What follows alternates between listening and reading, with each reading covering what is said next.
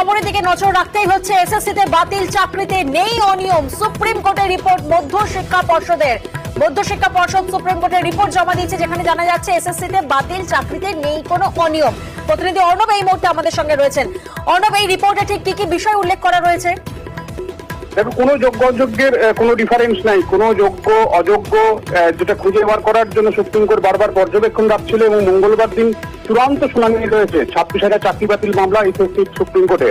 এবং সেখানেই শনিবার গতকাল 3রা আগস্ট বোর্ডের তরফে অর্থাৎ মধ্যশিক্ষা পর্ষদের তরফে একেবারে রিটেন নোটস অফ আর্গুমেন্ট অর্থাৎ তাদের বক্তব্য রিপোর্ট আকারে দিয়ে এই অবস্থান স্পষ্ট করলো এবং সেটা জানিয়ে দেওয়া হলে কেন এই একটা ভুল অর্থাৎ লোকসভা ভোট চলাকালীন 22শে এপ্রিল কলকাতা হাইকোর্ট যে জাজমেন্ট দিয়েছিল, রায় দিয়েছিল, সেই রায়ের 247 নম্বর প্যারাগ্রাফ থেকে 311 নম্বর প্যারাগ্রাফ অর্থাৎ প্রায় 64টা প্যারাগ্রাফে যেভাবে এসএসসি এবং মধ্যশিক্ষা পর্ষদকে কলকাতা হাইকোর্ট তুলনা করেছে, সেটা একান্ত পুরো বিষয়টা স্পষ্ট না হওয়ার কারণে তাই সুপ্রিম কোর্ট যখন নির্দেশ জারি করলো, সেই সুপ্রিম কোর্টের নির্দেশ জারি করার পর প্রত্যেকটা চাকরি, সেটা নবম দশমের শিক্ষকের চাকরি হতে পারে, একাদশ দ্বাদশ শিক্ষকের চাকরি হতে পারে, গ্রুপ সি গ্রুপ টি হতে পারে, প্রত্যেকটা চাকরি ধরে ধরে এসএসসি এবং মধ্যশিক্ষা পর্ষদ তারা স্ক্রুটিনি করেছে এবং সেই স্ক্রুটিনিতে যে বিষয়গুলো মধ্যশিক্ষা পর্ষদ আগে জানতো না সেটা এখন অবগত হয়েছে এবং তাদের এই অজ্ঞতার কারণেই বিষয়টা আরো জটিল হয়েছে, জটিলতর হয়েছে।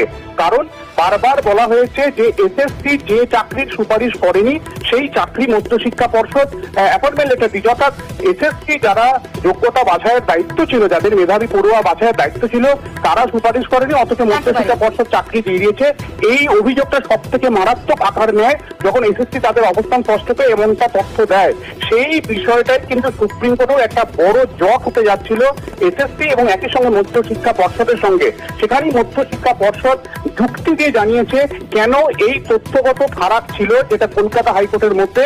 সেই ফারাকটা হচ্ছে এই কারণে, যখন একটা পদের জন্য কোনো একজন কাউন্সিলিং এ নিজের কোন স্কুল চয়েস করলো, কিন্তু তিনি কাউন্সিলিং এর পরও সেই স্কুলে জয়েন করলেন না, অর্থাৎ চাকরি তিনি জয়েন করলেন না। এই যে শূন্য পদগুলো পড়ে রইলো, সেই শূন্য পদের জন্য নতুন করে একটা সুপারিশ করতে হয়েছে এবং নতুন সুপারিশের প্রেক্ষিতে নতুন একটা অ্যাপয়েন্টমেন্ট লেটার ইস্যু করতে হয়েছে। তাই একটা চাকরির জন্য একাধিক এরকম সুপারিশপত্র বা এক্ষেত্রে অ্যাপয়েন্টমেন্ট লেটার বা নিয়োগপত্র প্রদান করতে করা হয়েছে।